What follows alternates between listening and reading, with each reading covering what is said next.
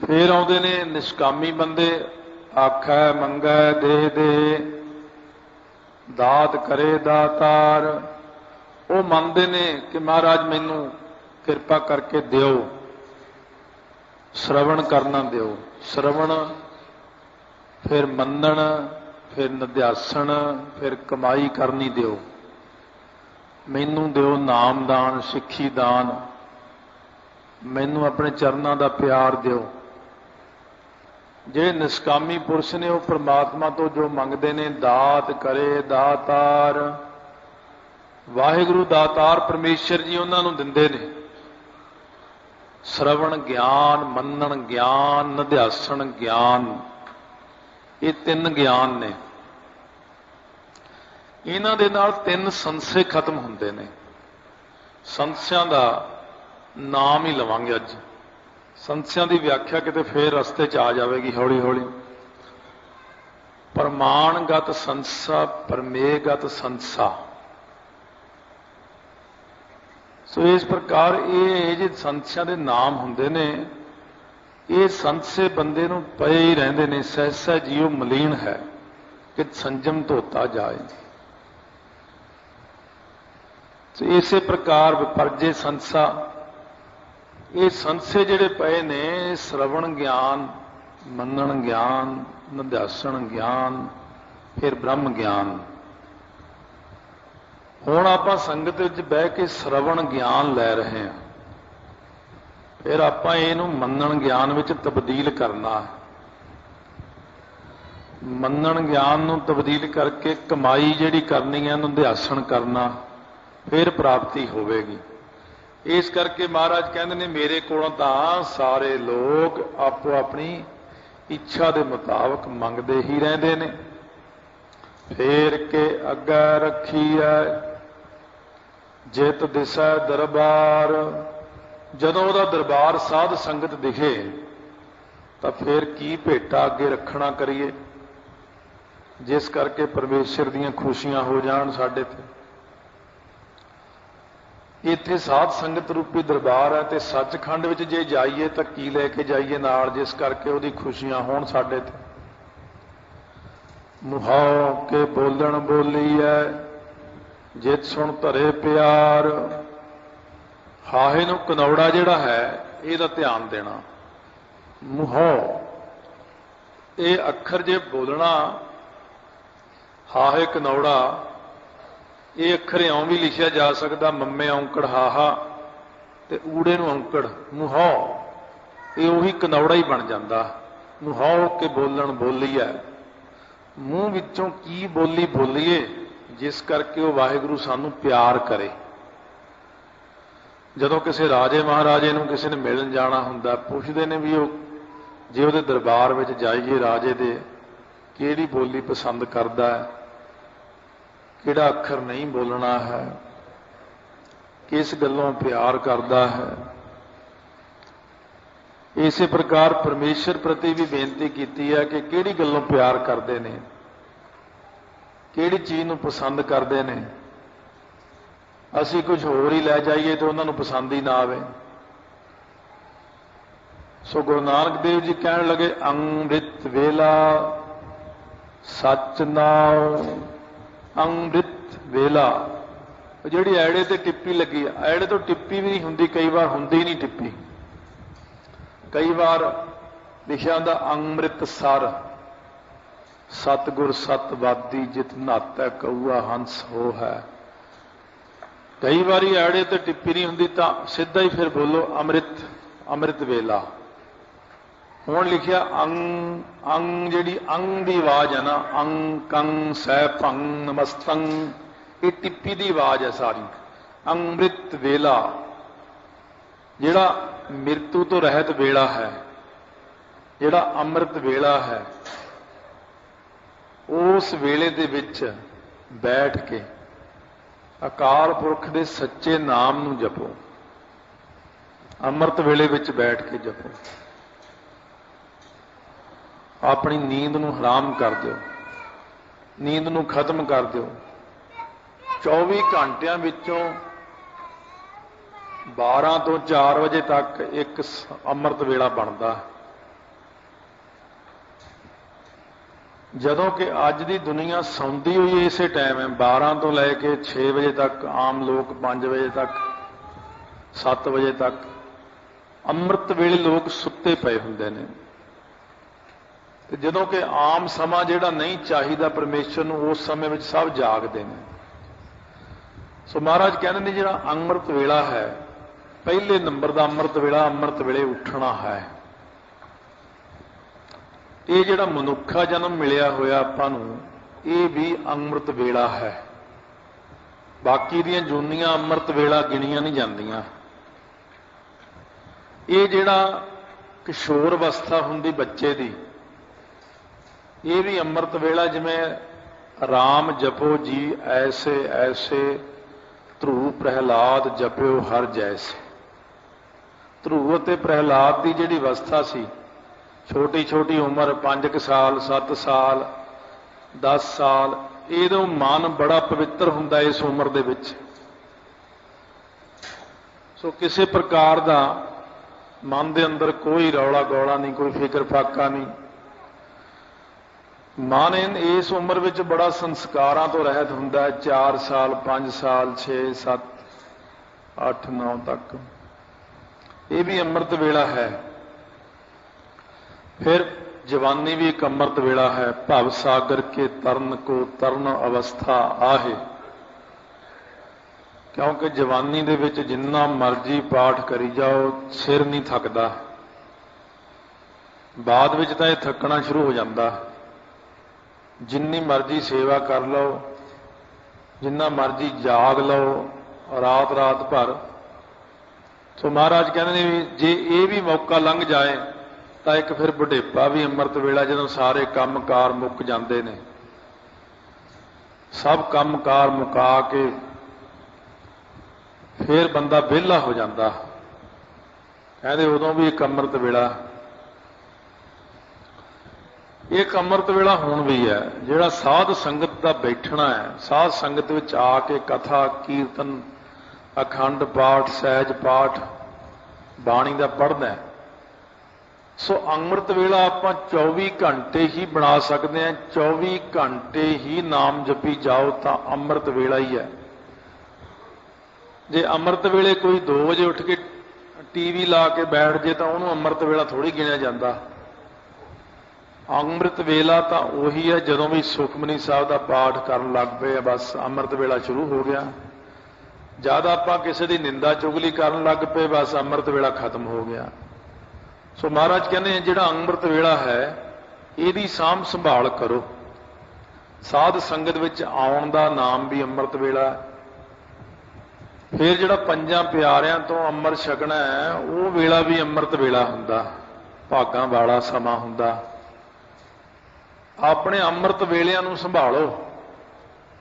ਸਤਿਗੁਰੂ ਮਹਾਰਾਜ ਕਹਿੰਦੇ ਅੰਮ੍ਰਿਤ ਵੇਲਾ ਉਹੀ ਹੈ ਜਦੋਂ ਸੱਚ ਨਾਮ ਜਪੀਏ, ਵਡਿਆਈ ਵਿਚਾਰ, ਉਹ ਪਰਮੇਸ਼ਰ ਦੀ ਵਡਿਆਈ ਕਰੀਏ। ਜਾਪ ਸਾਹਿਬ ਰਾਹੀਂ ਵਡਿਆਈ ਕਰੋ। ਊਚ ਅਪਾਰ ਬੇਅੰਤ ਸੁਆਮੀ ਕੌਣ ਜਾਣੈ ਗੁਣ ਤੇਰੇ, ਇਸ ਤਰ੍ਹਾਂ ਕਹਿ ਕੇ ਵਡਿਆਈ ਕਰੋ। ਉਹਦੀਆਂ ਜਿੰਨੀਆਂ ਵੀ ਹੋ ਸਕਣ ਵਡਿਆਈਆਂ ਕਰੋ। ਪਾਰ ਬ੍ਰਹਮ ਪਰਮੇਸ਼ਰ ਨਿਰੰਕਾਰ ਐਸੇ ਨਾਮ ਲੈ ਕੇ ਉਹਦੀਆਂ ਵਡਿਆਈਆਂ ਕਰੋ। ਨਿਰੰਕਾਰ, ਨਿਰਵਿਕਾਰ, ਨਿਰਲੰਭ, ਕਿੰਨੀ ਗੁਰਬਾਣੀ ਦੇ ਅੰਦਰ ਵਡਿਆਈ ਕੀਤੀ ਹੈ। ਤੇ ਫਿਰ ਵਿਚਾਰ ਜ਼ਰੂਰ ਕਰੋ। ਜਿਹੜੀ ਇਹ ਵਿਚਾਰ ਕਰਨੀ ਹੈ ਨਾ ਗੁਰਬਾਣੀ ਦੀ, ਪਰਮੇਸ਼ਰ ਬਾਰੇ ਵਿਚਾਰ ਕਰਨੀ ਹੈ, ਇਹ ਬਹੁਤ ਚੰਗੀ ਹੁੰਦੀ ਹੈ। ਕਿਉਂਕਿ ਜਿਹੜਾ ਮਨ ਹੈ ਨਾ, ਇਹ ਵਿਚਾਰ ਵਿੱਚ ਜ਼ਿਆਦਾ ਟਿਕਦਾ ਹੈ। ਵਿਚਾਰ ਕਰੀ ਜਾਓ। ਹੁਣ ਕਥਾ ਵਿੱਚ ਵਿਚਾਰ ਕਰ ਰਹੇ ਹਾਂ, ਵਿਚਾਰ ਕਰਦਿਆਂ ਮਨ ਇਕਾਗਰ ਹੁੰਦਾ, ਵਡਿਆਈ ਕਰਦਿਆਂ ਮਨ ਇਕਾਗਰ ਹੁੰਦਾ। ਅੰਮ੍ਰਿਤ ਵੇਲਾ ਤਾਂ ਹੁਣ ਆਪਣਾ ਬਣਿਆ ਹੀ ਹੋਇਆ। ਬਾਕੀ ਬਹੁਤਾ ਮਨ 'ਚ ਇਹ ਵੀ ਨਹੀਂ ਕਦੇ, ਹੁਣ ਕਈਆਂ ਦੀ ਕਿਸਮਤ 'ਚ ਅੰਮ੍ਰਿਤ ਵੇਲਾ ਨਹੀਂ ਵੀ ਹੁੰਦਾ, ਉਹ ਜ਼ੋਰ ਲਾ ਹਟਦੇ ਨੇ, ਨਹੀਂ ਉੱਠ ਸਕਦੇ ਸਵੇਰੇ, ਤਾਂ ਫਿਰ ਕੋਈ ਦਿਲ ਛੱਡਣ ਵਾਲੀ ਗੱਲ ਨਹੀਂ। 24 ਘੰਟੇ ਹੀ ਬਾਣੀ ਪੜ੍ਹਦੇ ਰਹੋ, 24 ਘੰਟੇ ਹੀ ਅੰਮ੍ਰਿਤ ਵੇਲਾ ਬਣਿਆ ਰਹੇ। ਹੁਣ ਅੰਮ੍ਰਿਤ ਵੇਲਾ ਦਿੰਦੇ ਉਹਨੂੰ ਨੇ ਜਿਹਦੀ ਅਖੀਰਲੀ ਬਸ ਆਹੀ ਜਨਮ ਹੈ, ਫਿਰ ਦੁਬਾਰਾ ਨਹੀਂ ਆਉਣਾ ਉਹਨੇ। ਜਿਹਦੇ ਤੇ ਸਮਝ ਲਓ ਵੀ ਹੁਣ ਮਹਾਨ ਕਿਰਪਾ ਹੋ ਗਈ, ਉਹਨੂੰ ਅੰਮ੍ਰਿਤ ਵੇਲੇ ਉੱਠਣ ਦਾ ਬਲ ਬਖਸ਼ਿਸ਼ ਕਰਦੇ ਨੇ। ਮੰਗੀ ਜਾਓ, ਕਦੇ ਨਾ ਕਦੇ ਤਾਂ ਦੇ ਹੀ ਦੇਣਗੇ, ਆਪੇ ਕਿਰਪਾ ਕਰਨਗੇ। ਸੋ ਇਸ ਕਰਕੇ ਸਤਿਗੁਰੂ ਮਹਾਰਾਜ ਕਹਿੰਦੇ ਕਈ ਪ੍ਰਕਾਰ ਦੇ ਅੰਮ੍ਰਿਤ ਵੇਲੇ ਨੇ, ਇਹਨਾਂ ਦੀ ਸਾਂਭ ਸੰਭਾਲ ਕਰੋ, ਅੰਮ੍ਰਿਤ ਵੇਲੇ ਦੀ ਸੰਭਾਲ ਕਰੋ। ਭਾਈ ਨੰਦ ਲਾਲ ਜੀ ਕਹਿੰਦੇ ਜਦ ਤਾਂ ਮੈਨੂੰ ਇਹ ਪਤਾ ਲੱਗਿਆ ਕਿ ਉਹ ਅੰਮ੍ਰਿਤ ਵੇਲੇ ਮਿਲਦਾ ਹੈ, ਕਹਿੰਦੇ ਮੈਂ ਅੰਮ੍ਰਿਤ ਵੇਲੇ ਦੀ ਨੀਂਦ ਹਰਾਮ ਕਰਤੀ, ਆਪਣੀ ਨੀਂਦ ਹੀ ਖਤਮ ਕਰਤੀ, ਵੀ ਮੈਂ ਉਦੋਂ ਨਹੀਂ ਸੌਣਾ, ਬਸ ਅੱਗੇ ਪਿੱਛੇ ਸੌਣ ਨੂੰ ਬਥੇਰਾ ਟਾਈਮ ਹੈ ਬੰਦੇ ਕੋਲ। ਜੇ ਆਪਾਂ ਨੂੰ ਪਤਾ ਕਿ ਇਸ ਸਮੇਂ ਵਿੱਚ ਤਰੱਕੀਆਂ ਨੇ, ਫਿਰ ਆਪਾਂ ਉਸ ਸਮੇਂ ਦਾ ਤਿਆਗ ਨਾ ਕਰੀਏ। ਬੇਨਤੀ ਕਰੋ ਮਹਾਰਾਜ ਚਰਨਾਂ 'ਚ ਕਿ ਮੈਨੂੰ ਅੰਮ੍ਰਿਤ ਵੇਲੇ ਦੀ ਦਾਤ ਬਖਸ਼ੋ, ਵਡਿਆਈ ਵਿਚਾਰ ਕਰਨ ਦਾ ਬਲ ਬਖਸ਼ੋ। ਕਰਮੀ ਆਵੈ ਕੱਪੜਾ, ਜਦੋਂ ਜੀਵ ਕਰਮ ਕਰਦਾ ਹੈ ਜਾਂ ਹੁਣ ਅੰਮ੍ਰਿਤ ਵੇਲੇ ਵੀ ਕਈ ਨਾਮ ਜਪਦੇ ਨੇ, ਕਈ ਕਹਿੰਦੇ ਮੈਂ ਸਵੇਰੇ ਸਵਖਤੇ ਨਾਮ ਜਪਦਾ, ਕਿਹੜੀ ਗੱਲੋਂ ਕਿ ਸਾਡਾ ਫਲਾਨਾ ਕੰਮ ਬਣ ਜਾਏ। ਉਹ ਹੁਣ ਸਕਾਮੀ ਪੁਰਸ਼ਾਂ 'ਚ ਆ ਗਿਆ ਵੀ ਮੈਂ 40 ਦਿਨ ਤੱਕ ਗੁਰਦੁਆਰੇ ਗਿਆ ਤੜਕੇ 2 ਵਜੇ, ਕਿਉਂ ਫਲਾਂ ਮੈਨੂੰ ਨੌਕਰੀ ਨਹੀਂ ਸੀ ਮਿਲਦੀ, ਫਿਰ ਮਿਲ ਗਈ, ਹਾਂ ਜੀ ਫਿਰ ਨੌਕਰੀ ਮਿਲ ਗਈ, ਹੁਣ ਤੂੰ ਤਾਂ ਸਕਾਮੀ ਹੋ ਗਿਆ। ਮਹਾਰਾਜ ਕਹਿੰਦੇ ਜਿਹੜਾ ਬੰਦਾ ਕਰਮੀ ਸਕਾਮ ਕਰਮੀ ਹੈ ਨਾ, ਕਰਮ ਸਕਾਮ ਕਰਦਾ ਹੈ, ਆਵੈ ਕੱਪੜਾ, ਉਹਨੂੰ ਬਾਰ-ਬਾਰ ਦੇਹੀ ਰੂਪੀ ਕੱਪੜਾ ਮਿਲਦਾ ਹੈ ਸਕਾਮ ਕਰਮ ਕਰਨ ਦੇ ਨਾਲ। ਜੇ ਹੋ ਜਾਏ ਨਦਰ, ਕਈ ਵਾਰ ਉਹਦੀ ਨਦਰ ਵੀ ਹੋ ਜਾਂਦੀ ਹੈ ਵਾਹਿਗੁਰੂ ਦੀ, ਕਈ ਵਾਰ ਸਕਾਮੀਆਂ ਉੱਤੇ ਵੀ ਕਿਰਪਾ ਕਰ ਦਿੰਦਾ ਹੈ। ਸੋ ਇਸ ਕਰਕੇ ਮਹਾਰਾਜ ਕਹਿੰਦੇ ਜੇ ਸਕਾਮੀ ਦੇ ਉੱਤੇ ਕਿਰਪਾ ਹੋ ਜਾਏ, ਕਲਿਆਣ ਤਾਂ ਨਹੀਂ ਹੁੰਦੀ ਸਕਾਮੀ ਬੰਦੇ ਦੀ, ਕਿਉਂਕਿ ਉਹਦੀਆਂ ਵਾਸ਼ਨਾਵਾਂ ਉਹਦੀ ਕਲਿਆਣ ਨਹੀਂ ਹੋਣ ਦਿੰਦੀਆਂ, ਉਹਨੂੰ ਬਾਰ-ਬਾਰ ਮਨੁੱਖਾ ਦੇਹੀ ਮਿਲ ਜਾਂਦੀ ਹੈ। ਪਿਛਲੇ ਜਨਮ ਦੇ ਕੰਮ ਹੁਣ ਪੂਰੇ ਕਰ ਰਿਹਾ, ਹੁਣ ਵੀ ਨਹੀਂ ਸੋਝੀ ਆਈ ਤਾਂ ਫਿਰ ਜਨਮ ਮਿਲ ਜਾਣਾ। ਮਹਾਰਾਜ 10ਵੇਂ ਪਾਤਸ਼ਾਹ ਨੂੰ ਗੁਰਸਿੱਖ ਬੇਨਤੀ ਕਰਦੇ, ਮਹਾਰਾਜ ਆਪ ਜੀ ਕਹਿੰਦੇ ਅੰਮ੍ਰਿਤ ਛਕ ਕੇ ਮੁਕਤੀ ਹੋ ਜਾਂਦੀ ਹੈ, ਮਹਾਰਾਜ ਸਭ ਦੀ ਮੁਕਤੀ ਹੋ ਜਾਂਦੀ ਹੈ। ਮਹਾਰਾਜ ਕਹਿੰਦੇ ਨਹੀਂ, ਜਦੋਂ ਅੰਮ੍ਰਿਤ ਛਕ ਲੈਂਦਾ ਕੀ ਬਣਾਉਣੀ ਪੈਂਦੀ ਆ, ਜਾਂ ਮੰਗਣ ਜਾਣਾ ਪੈਂਦਾ, ਜਾਂ ਕਿਵੇਂ ਕਰਨਾ ਪੈਂਦਾ, ਅੱਕ ਜੇ, ਫਿਰ ਉਹ ਸੋਚਦਾ ਇਹ ਨਾਲ ਤਾਂ ਗ੍ਰਸਤੀ ਚੰਗਾ ਸੀ ਮੈਂ, ਕਹਿੰਦੇ ਫਿਰ ਉਸ ਤੋਂ ਅਗਲੇ ਜਨਮ ਮੈਂ ਉਹਨੂੰ ਗ੍ਰਸਤੀ ਬਣਾ ਦਿੰਦਾ। ਜਦੋਂ ਤੱਕ ਇਹਦੀਆਂ ਵਾਸ਼ਨਾਵਾਂ ਨੇ ਉਦੋਂ ਤੱਕ ਮੈਂ ਇਹਨੂੰ ਜਨਮ ਦਿੰਦਾ ਰਹਿੰਦਾ। ਸੱਚਖੰਡ 'ਚ ਤਾਂ ਬਿਨਾਂ ਵਾਸ਼ਨਾ ਤੋਂ ਜਾਇਆ ਜਾ ਸਕਦਾ। ਫਿਰ ਕਹਿੰਦੇ ਇੱਕ ਜਨਮ ਇਹ ਸਿੱਖ ਦਾ ਐਸਾ ਵੀ ਆਉਂਦਾ ਹੈ, 3-4 ਜਨਮ ਲੰਘ ਜਾਂਦੇ ਨੇ ਇਸ ਤਰ੍ਹਾਂ ਹੀ, ਕਹਿੰਦੇ ਫਿਰ ਇੱਕ ਜਨਮ ਐਸਾ ਵੀ ਆਉਂਦਾ ਹੈ ਜਦੋਂ ਇਹਦੀ ਕੋਈ ਇੱਛਾ ਨਹੀਂ ਹੁੰਦੀ, ਜਦੋਂ ਇਹਨੂੰ ਇਹ ਸਮਝ ਪੈ ਜਾਂਦੀ ਹੈ ਕਿ ਇਹ ਰਾਜ ਵੀ ਨਾਸਵੰਤ ਹੈ, ਇਹ ਗ੍ਰਸਥ ਵੀ ਨਾਸਵੰਤ ਹੈ, ਇਹ ਪਦਾਰਥ ਵੀ ਨਾਸਵੰਤ ਨੇ। ਫਿਰ ਉਦੋਂ ਜਦੋਂ ਇਹ ਇਸ ਪੰਗਤੀ ਉੱਤੇ ਆਪਣੇ ਮਨ ਨੂੰ ਲਿਆ ਕੇ ਪੱਕਾ ਕਰ ਲੈਂਦਾ ਹੈ, ਰਾਜ ਨਾ ਚਾਹੋ ਮੁਕਤ ਨਾ ਚਾਹੋ ਮਨ ਪ੍ਰੀਤ ਚਰਨ ਕਮਲਾਰੇ, ਮਹਾਰਾਜ ਕਹਿੰਦੇ ਫੇਰ ਅਸੀਂ ਇਹਨੂੰ ਚਾਹ ਕੇ ਤਾਰ ਦਿੰਦੇ ਹਾਂ। ਇਹਨਾਂ ਦੇ ਪਿਛਲੇ ਸੰਕਲਪ ਹੀ ਮਹਾਂਪੁਰਸ਼ਾਂ ਦੇ ਕਥਨ ਅਨੁਸਾਰ ਮਹਾਰਾਜਾ ਪਟਿਆਲਾ ਦੀ ਪਿਛਲੇ ਜਨਮ ਦੀ ਇੰਨੀ ਕਮਾਈ ਹੈ, ਤਕੜੇ ਸਾਧੂ ਮਹਾਤਮਾ ਸਨ, ਪਰ ਐਵੇਂ ਮਨ 'ਚ ਖਿਆਲ ਆ ਗਿਆ ਕਿ ਰਾਜ ਕਰਨ ਦਾ ਖਿਆਲ ਆ ਗਿਆ ਕਿ ਰਾਣੀਆਂ ਹੋਣੀ ਚਾਹੀਦੀਆਂ ਬਹੁਤ ਸਾਰੀਆਂ, ਉਸੇ ਸੰਕਲਪ ਕਰਕੇ ਇਹ ਜਨਮ ਮਿਲ ਗਿਆ। ਨਹੀਂ ਤਾਂ ਕਿਤੇ ਮਾੜਾ ਜਿਹਾ ਇੱਧਰ ਨੂੰ ਸੰਕਲਪ ਘੁੰਮ ਜਾਂਦਾ ਪਰਮੇਸ਼ਰ ਵੱਲ ਨੂੰ, ਬਾ ਕਲਿਆਣ ਹੋ ਜਾਣੀ ਸੀ। ਹੁਣ ਸੰਕਲਪ ਹੋ ਗਿਆ ਐਸਾ ਪਿਛਲੇ ਜਨਮ ਦਾ, ਉਹਦੇ ਕਰਕੇ ਹੀ ਤਾਂ ਇਹ ਰਾਜ ਘਰਾਣੇ ਵਿੱਚ ਆਏ, ਇੰਨੀਆਂ ਰਾਣੀਆਂ ਰੱਖੀਆਂ। ਉਹ ਸੰਕਲਪ ਭਗਤੀ ਬਹੁਤ ਸੀ ਨਾ, ਪ੍ਰਤਾਪ ਬਹੁਤ ਜ਼ਿਆਦਾ ਸੀ। ਪ੍ਰਤਾਪ ਤਾਂ ਉਹਨਾਂ ਦਾ ਹੁਣ ਵੀ ਘੱਟ ਨਹੀਂ ਸੀਗਾ, ਪਰ ਉਹ ਭਗਤੀ ਸਾਰੀ ਤਪੋਂ ਰਾਜ ਤੇ ਰਾਜੋਂ ਨਰਕ ਵਾਲਾ ਕੰਮ ਬਣਾ ਲਿਆ। ਪਰ ਫਿਰ ਵੀ ਮਹਾਤਮਾ ਜਨ ਉਹਨਾਂ ਦਾ ਸਤਿਕਾਰ ਕਰਦੇ ਸੀ। ਕਿਉਂਕਿ ਉਹ ਕਹਿੰਦੇ ਇਹ ਪਿਛਲੇ ਜਨਮ ਦਾ ਸਾਡਾ ਸਾਥੀ ਹੈ, ਬਹੁਤ ਕਮਾਈ ਹੈ ਇਹਦੀ। ਇਸ ਕਰਕੇ ਸਤਿਗੁਰੂ ਕਹਿੰਦੇ ਨੇ ਜਿਹਨੇ ਸਕਾਮ ਕਰਮ ਕਰਨਾ ਨਾ, ਇਹਦੇ ਨਾਲ ਕਲਿਆਣ ਨਹੀਂ ਹੁੰਦੀ। ਫਿਰ ਨਦਰੀ ਮੋਖ ਦੁਆਰ, ਨਦਰੀ ਅਕਾਲ ਪੁਰਖ ਵਾਹਿਗੁਰੂ ਜੇ ਨਦਰ ਕਰ ਦੇਵੇ ਆਪਣੀ, ਮੋਖ ਦੁਆਰ ਆ ਜਿਹੜਾ ਦੁਆਰਿਆਂ 9 ਦਰਬਾਰਿਆਂ ਵਾਲਾ ਸਰੀਰ ਹੈ ਇਹਦੇ ਤੋਂ ਮੋਖ ਹੋ ਜਾਂਦੀ, ਫਿਰ ਇਹਦੇ ਤੋਂ ਮੁਕਤੀ ਮਿਲ ਜਾਂਦੀ ਹੈ। ਦੁਆਰ ਜਿਹੜਾ ਸੰਸਾਰ ਹੈ ਇਹਦੇ ਤੋਂ ਕਲਿਆਣ ਹੋ ਜਾਂਦੀ ਜੀਵ ਦੀ। ਫਿਰ ਮਹਾਰਾਜ ਕਹਿੰਦੇ ਜਿਹੜੇ ਨਿਸ਼ਕਾਮ ਕਰਮੀ ਪੁਰਸ਼ ਨੇ ਉਹਨਾਂ ਦਾ ਦੇਖ ਲਓ ਵੀ ਕਰਮੀ ਆਵੈ ਕੱਪੜਾ ਨਿਸ਼ਕਾਮ ਕਰਮ ਕਰੀ ਜਾਂਦਾ। ਮਹਾਰਾਜ ਤੀਸਰੇ ਪਾਤਸ਼ਾਹ ਨੇ ਨਿਸ਼ਕਾਮ ਸੇਵਾ ਕੀਤੀ 12 ਸਾਲ, ਕੋਈ ਇੱਛਾ ਨਹੀਂ ਹੈ, ਕਰਕੇ ਦਿਖਾਈ ਆਪਾਂ ਨੂੰ। ਜਿਨ੍ਹਾਂ ਜਿਨ੍ਹਾਂ ਨੇ ਨਿਸ਼ਕਾਮ ਹੋ ਕੇ ਸੇਵਾ ਕੀਤੀ ਹੈ, ਕਰਮੀ ਆਵੈ ਕੱਪੜਾ, ਉਹਨਾਂ ਨੂੰ ਕੱਪੜਾ ਕਿਹੜਾ ਮਿਲਦਾ? ਪ੍ਰੇਮ ਪਟੋਲਾ ਤੈ ਸਹਿ ਦਿੱਤਾ ਢੱਕਣ ਕੂ ਪਤ ਮੇਰੀ, ਦਾਨਾ ਬੀਨਾ ਸਾਈ ਮੈਂਡਾ ਨਾਨਕ ਸਾਰ ਨਾ ਜਾਣਾ ਤੇਰੀ। ਉਹਨਾਂ ਨੂੰ ਪ੍ਰੇਮ ਰੂਪੀ ਕੱਪੜਾ ਦਿੰਦਾ ਹੈ।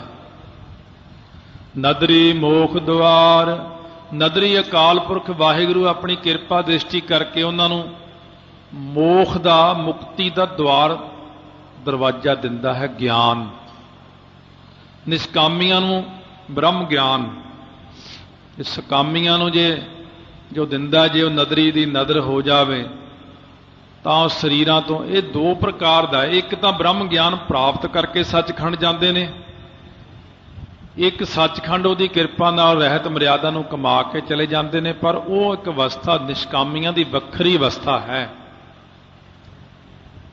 ਜਿਹੜਾ ਸਕਾਮੀ ਤਰਦਾ ਉਹ ਇਕੱਲਾ ਹੀ ਜਾਂਦਾ ਹੁੰਦਾ ਸੰਸਾਰ ਚੋਂ ਸੱਚਖੰਡ ਨੂੰ। ਫਰਕ ਇੰਨਾ ਹੈ, ਜਿਹੜਾ ਨਿਸ਼ਕਾਮੀ ਹੈ ਉਹ ਲੱਖਾਂ ਬੰਦਿਆਂ ਨੂੰ ਨਾਲ ਲੈ ਕੇ ਜਾਂਦਾ। ਜਿਵੇਂ ਮਹਾਤਮਾ ਜਾਂਦੇ ਨੇ ਨਿਸ਼ਕਾਮੀ ਪੁਰਸ਼, ਉਹ 10-10 ਲੱਖ ਜੀਵ ਨੂੰ ਵੀ ਤਾਰ ਕੇ ਜਾਂਦੇ ਦੁਨੀਆ ਚੋਂ।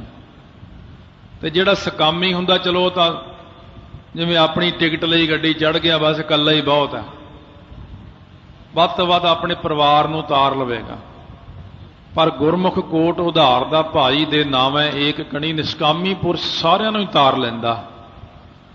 ਨਾਨਕ ਏਵੈ ਜਾਣੀਐ, ਨਾਨਕ ਈੜੀ ਨੂੰ ਇੱਕ ਲਾ ਆਂਦਾ, ਏ ਤੇ ਵਾਵੇ ਦਲਾਈਆਂ ਵੈ, ਇਹ ਵੈ, ਇਉਂ ਜਾਣ ਲਈਦਾ ਹੈ ਵੀ ਸਭ ਆਪੇ ਸਚਿਆਰ, ਵੀ ਉਹ ਸਚਿਆਰ ਅਕਾਲ ਪੁਰਖ ਵਾਹਿਗੁਰੂ ਸਾਰਾ ਕੁਝ ਆਪ ਹੀ ਆਪ ਹੈ, ਸਾਰਿਆਂ ਥਾਵਾਂ ਦੇ ਉੱਤੇ ਆਪ ਹੀ ਆਓ।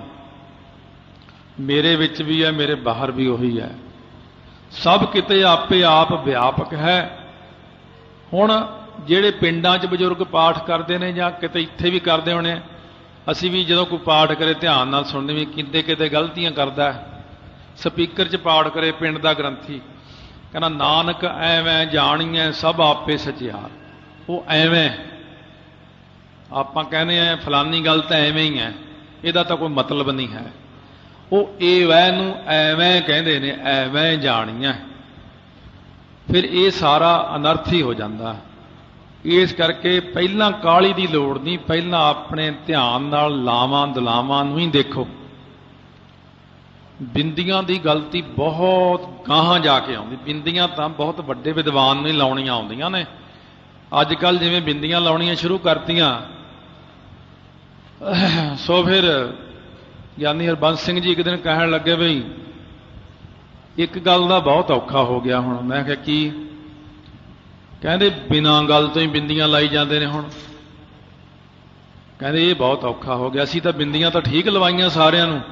ਕਹਿੰਦੇ ਜਿੱਥੇ ਨਹੀਂ ਲੋੜ ਉੱਥੇ ਵੀ ਬਿੰਦੀਆਂ ਲਾਈ ਜਾਂਦੇ ਨੇ। ਕਹਿੰਦੇ ਹੁਣ ਇਹ ਤਾਂ ਕੰਮ ਹੀ ਉਲਟ ਹੋ ਗਿਆ। ਕਿਉਂ? ਜਿਹੜਾ ਅਣਜਾਣ ਬੰਦਾ ਉਹ ਡਰਦਾ ਵੀ ਜੇ ਇੱਥੇ ਬਿੰਦੀ ਨਾ ਲਾਈ ਪਤਾ ਨਹੀਂ ਪਾਪ ਹੀ ਨਾ ਲੱਗ ਜਾਏ, ਇਸ ਕਰਕੇ ਉਹ ਉੱਥੇ ਵੀ ਲਾ ਦਿੰਦਾ। ਜਿੱਥੇ ਨਹੀਂ ਵੀ ਲੋੜ ਉੱਥੇ ਵੀ ਬਿੰਦੀ ਲਾ ਦਿੰਦਾ। ਇਸ ਕਰਕੇ ਉਹ ਬਹੁਤ ਬਿੰਦੀਆਂ ਲਾਉਣ ਕਰਕੇ ਜਿਹੜਾ ਅਨਰਥ ਹੀ ਸ਼ੁਰੂ ਹੋ ਗਿਆ। ਇਸ ਕਰਕੇ ਇੰਨੀ ਕੁ ਬੇਨਤੀ ਹੈ ਕਿ ਬਿੰਦੀਆਂ ਦਾ ਤਾਂ ਕੰਮ ਬਹੁਤ ਡੂੰਘਾ ਹੈ, ਇਹ ਸਧਾਰਨ ਬੰਦੇ ਦੇ ਕੰਮ ਬਸ ਦੀ ਗੱਲ ਨਹੀਂ ਹੈ।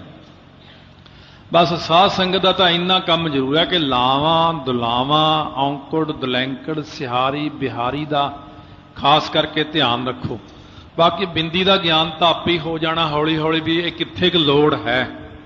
ਬਹੁਤ ਜ਼ਿਆਦਾ ਜ਼ਰੂਰਤ ਪਵੇ ਤਾਂ ਲੱਗਦੀ ਹੈ।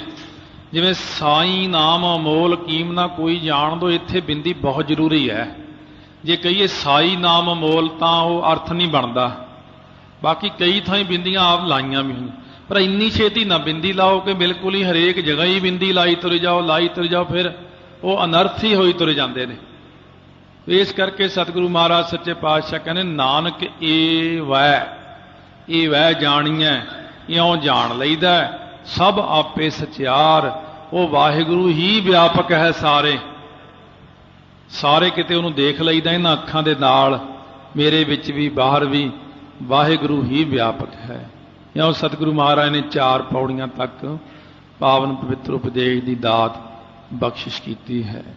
वाहे गुरु वाहे गुरु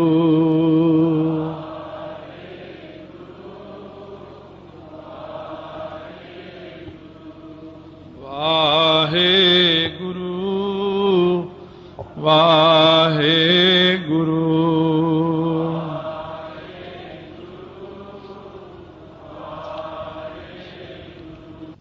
परबत ते सिद्धां दे नाल बचन होए गुरु नानक देव महाराज दे। बहुत सारे लोग मानते सुमेर पर्वत है ही नहीं। सुमेर पर्वत तो है पर तुहाडी निगाह नहीं है।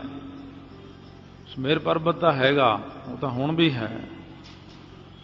हुण की करिए, तुहाडी कमाई नहीं है इन्नी, इस करके वो कई चीज़ां जिहड़ियां नज़र नहीं आउंदियां। सो गुरु नानक देव जी की चर्चा हुई सिद्धां दे नाल 4 पौड़ियां तक पहला श्रवण किया। 5वीं पौड़ी कहने थापिया ना जाए कीता ना होए। महाराज जी नूं सिद्धां ने 6 प्रश्न किए ने।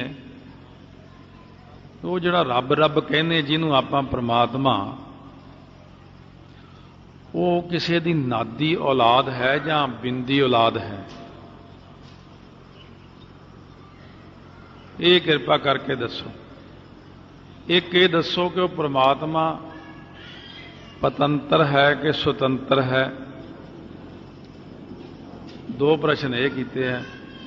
एक ये दसो कि वह परमात्मा माया कालख सहित है या शुद्ध है? क्योंकि ईश्वर तक तो वह रूप माया कालख नाल ही है, माया तो विच है ही है उहदे। इस करके सानू ये किरपा करके आप जी दसो। नादी औलाद वो हुंदी है जिहड़ी नाद दा मतलब शब्द, जिहड़ी शब्द करके औलाद बनदी। जिवें 5 प्यारे अमृत छकाउंदे ने, फिर वो ये बचन कहते ने बोल वाहिगुरू जी का खालसा वाहिगुरू जी की फतेह। ये शब्द के द्वारा है कि खालसा मेरा पुत्र है, माता साहब कौर दी झोली च पाया है, खालसा पुत्र है। इस तरह शब्द के द्वारा अखरां द्वारा जिवें अडॉप्ट कर लेना कागजां राहीं, जां शब्द नाल बोल देना कि मैं ये बच्चा गोद लै लिया, ये नादी औलाद हुंदी जिहड़ी शब्द नाल ही सिर्फ कही जाती। एक बिंदी औलाद है जो माता पिता तो पैदा हुंदी। हुण कहंदे दसो कि परमात्मा नादी औलाद है किसी दी? कोई इहदा पिता तो होना, कोई माता होनी, कि एवें ही अपने आप तो ही हो गया है कि जां बिंदी औलाद है जां नादी औलाद है? महाराज कहते ने थापिया ना जाए। सतगुरु कहने देखो जिवें कोई राजा अपने पुत्र नूं अगे गद्दी ते थापदा है, जां उत्तराधिकारी कोई होर थापदा है, कोई संत महात्मा अगे अपने चेले नूं थापदा है। अकाल पुरख वाहिगुरू नूं किसी ने थापिया नहीं है। जे तुसीं कहो उहनूं किसी ने थाप दिता गद्दी ते, उदों पहलां एक होर रब हुंदा सी, ਉਹਦੀ ਥਾਂ ਤੇ ਇਹ बैठ गया, फिर ਇਹਨੂੰ रब कहण लग गए। जिवें राजा जनक है, जिवें भगत फरीद है, उन्हां दी गद्दियां चलदियां ने भी इसे तरह का ही कोई ये रब होना भी पहला ਇਹਦਾ बाप होना, फिर ਉਹਦਾ बाप होना, फिर ਉਹਦਾ बाप होना, फिर ਉਹਦਾ बाप होना। महाराज कहने ना, इस तरह नहीं है। थापिया ना जाए, ਉਹ ਪ੍ਰਮਾਤਮਾ ਕਿਸੇ ਤੋਂ ਥਾਪਿਆ ਨਹੀਂ ਜਾਣ ਵਾਲਾ ਹੈ, ਉਹਨੂੰ ਕੋਈ ਥਾਪ ਨਹੀਂ ਸਕਦਾ ਹੈ। ਉਹ ਸਭ ਨੂੰ ਥਾਪਣ ਵਾਲਾ ਹੈ, ਪਰ ਉਹਨੂੰ ਥਾਪਣ ਵਾਲਾ ਕੋਈ ਨਹੀਂ। ਨਾ ਉਹਦਾ ਕੋਈ ਮਾਂ, ਨਾ ਬਾਪ, ਨਾ ਤਾਤਾ, ਨਾ ਮਾਤਾ, ਨਾ ਜਾਤਾ, ਨਾ ਪਾਤਾ, ਨਿਰਸਾਕੰ ਸ਼ਰੀਕ ਹੈ, ਅਮਿਤੋ ਅਮੀਕ ਹੈ, ਸदैवं ਪ੍ਰਭਾ ਹੈ, ਅਜਾ ਹੈ, ਅਜਾ ਹੈ। ਇਸ ਕਰਕੇ ਥਾਪੇ ਜਾਣ ਤੋਂ ਬਾਹਰ ਹੈ ਵਾਹਿਗੁਰੂ। ਕੀਤਾ ਨਾ ਹੋਏ, ਇਹ ਤਾਂ ਹੋ ਗਿਆ, ਫਿਰ ਵੀ ਥਾਪਿਆ ਨਹੀਂ ਜਾਂਦਾ ਕਿਸੇ ਤੋਂ। ਇਸ ਕਰਕੇ ਉਹ ਅਕਾਲ ਪੁਰਖ ਵਾਹਿਗੁਰੂ, ਇਹ ਤਾਂ ਪਤਾ ਲੱਗ ਗਿਆ ਵੀ ਕਿਸੇ ਦਾ ਥਾਪਿਆ ਨਹੀਂ। ਪਰ ਮਾਤਾ ਪਿਤਾ ਬਾਰੇ ਕੀ ਵਿਚਾਰ ਹੈ? ਕਹਿੰਦੇ ਕੀਤਾ ਨਾ ਹੋਏ। ਜਿਵੇਂ ਪੈਦਾ ਕੀਤਾ ਹੈ ਮਾਂ ਬਾਪ ਨੇ ਬਾਲਕ ਨੂੰ, ਉਹ ਕਿਸੇ ਦਾ ਪੈਦਾ ਕੀਤਾ ਹੋਇਆ ਨਹੀਂ ਹੈ। ਉਹ ਕਿਸੇ ਦੀ ਨਾਦੀ ਔਲਾਦ ਨਹੀਂ ਹੈ ਕਿ ਕਿਸੇ ਨੇ ਉਹਨੂੰ ਅੱਗੇ ਚੇਲਾ ਥਾਪਿਆ ਆਪਣਾ ਤੇ ਇਹ ਕਹਿਤਾ ਕਿ ਮੈਂ ਅੱਜ ਤੋਂ ਆਪਣਾ ਚੇਲਾ ਪੁੱਤਰ ਕੁਛ ਥਾਪਦਾ ਹਾਂ ਤੈਨੂੰ। ਸੋ ਇਸ ਕਰਕੇ ਉਸ ਵਾਹਿਗੁਰੂ ਨੂੰ ਕਿਸੇ ਨੇ ਨਹੀਂ ਕੀਤਾ ਹੈ ਪੈਦਾ, ਕਿਸੇ ਨੇ ਨਹੀਂ ਉਹਨੂੰ ਆਪਣੀ ਨਾਦੀ ਔਲਾਦ ਬਣਾਇਆ, ਕਿਸੇ ਨੇ ਉਹਨੂੰ ਬਿੰਦੀ ਔਲਾਦ ਬਣਾਇਆ। ਇਸ ਕਰਕੇ ਨਾ ਉਹ ਨਾਦੀ ਹੈ ਨਾ ਬਿੰਦੀ ਹੈ।